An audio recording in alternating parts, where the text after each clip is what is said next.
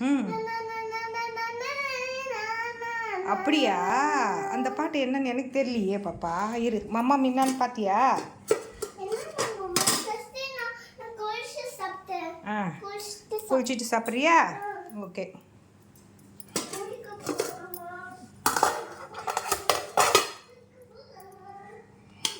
சாதம்,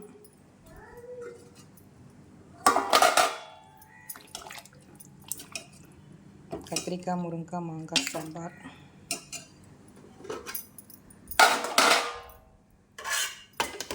கருணக்கிழங்கு,